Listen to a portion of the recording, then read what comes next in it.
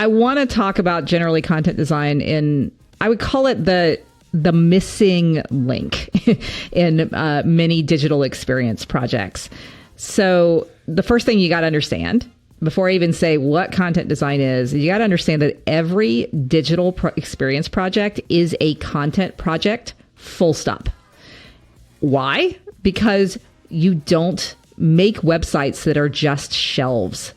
They would be empty. They would be empty of imagery, much less verbal language. So every project is a content project just simply because you're going to have to account for the things that fill up that gallery, that are the things that convey the information, that do the persuading, that find and exhibit the tone and vibe of your brand or your story or your product. And because every digital experience project is a content project, content deserves time and energy and diligence. It deserves strategic thought and research, and it deserves beginning of the project to end of the project focus. It doesn't always get that. And for some reason still in 2023, we often encounter projects in which content isn't accounted for, period. Even we'll start and have been talking about it for months. And then they will say, oh my gosh, we have 32, 102, 3002 videos to source, images. Who's going to write the words? I mean, they never ask that because we address that up front. But it is left to the end and thought, somebody will do that. The hard stuff in people's minds is developing a website and designing a website. Writing, anybody can do that. And that is maybe true. My 10-year-old might be able to write a website, but it's not going to be a very good website. So you want to give it that thought and that diligence and that research. Content also demands the job title with focus on the right things, which in our world, there have been a million job titles for people that put words on websites. I've probably held every single one of them. Copywriter, content strategist, content creator, more recently UX writer is one that's kind of popular, and it's a little different, I guess. And now we have this sort of newer term, which is content designer, which is basically what all of us who write words on websites that are not writing, say, blog posts or articles are doing with our time. And then finally, because content is so important, it requires process and philosophy. And that is where the idea of content design sort of as a discipline comes from. That is all preamble. So I will answer your question now, which is what's content design? So content design is answering a user need in the best way for a user to consume that thing, piece of information, location, nugget of truth, interesting thing that might make them cry or laugh or want to buy something. And that is from, specifically, that definition is from a great book called Content Design, written by a woman named Sarah Winters, who works for Content Design London. And she just kind of said the quiet parts out loud for a lot of us that have been working in content for a long time.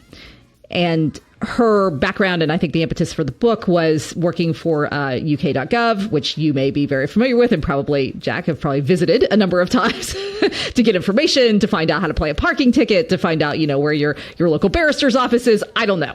So she was tasked internally with taking on that work, which is just, you can imagine, with a very large amount of people that you need to sort of serve with a government site that has a whole lot of information. There's a lot to think about with, like, how do you serve that up? What's the best way to present that information? How do you even get there? How do you find out?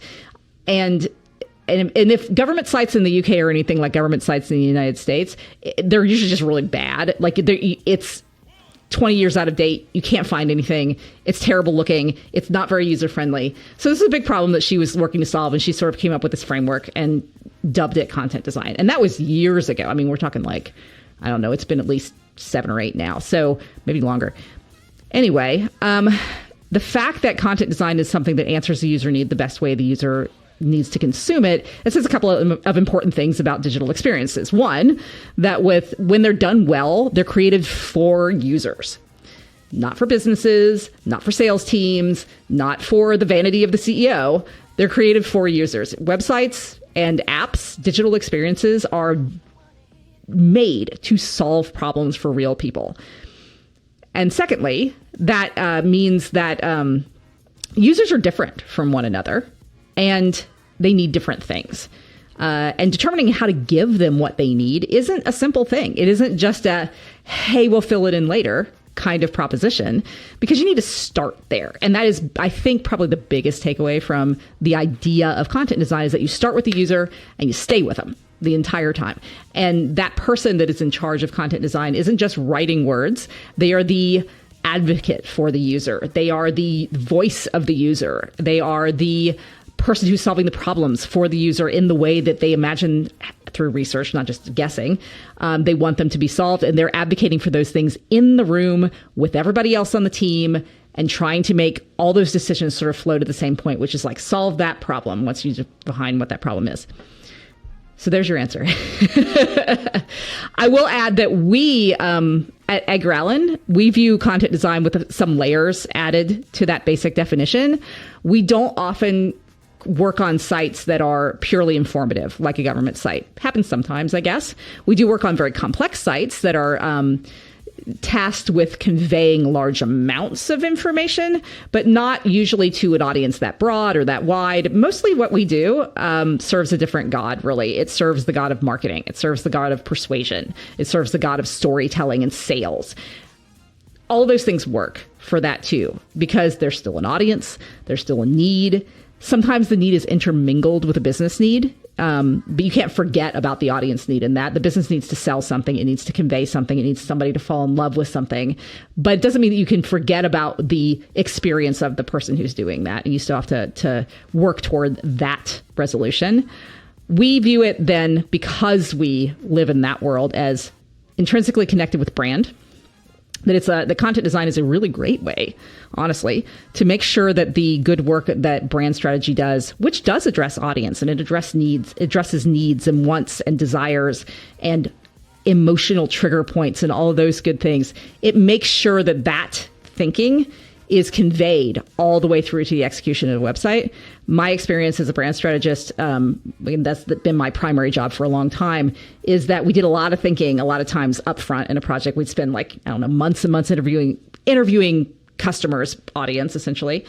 And then we would present this great story and this great strategy and all this stuff that's like really meaningful and really well thought.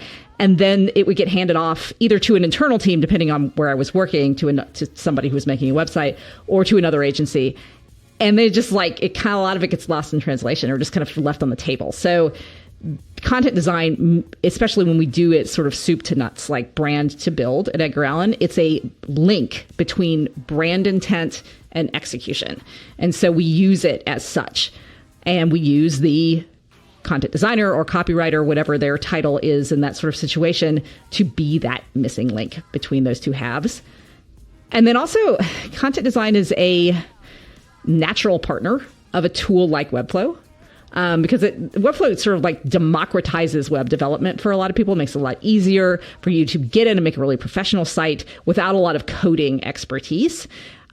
So that gives people a lot of control over their brands and teams, and other people a lot of control over their marketing layer. So that gives you the ability to know a whole lot about your audience and a whole lot about what they need, and to be able to evolve and move and shift with that. It puts you into, as a client or as a team, that mindset of always looking back to the audience to say, hey, what's going on here? What do you really need to solve for? And then being able to solve it or change it or shift it very easily, given a tool like Webflow.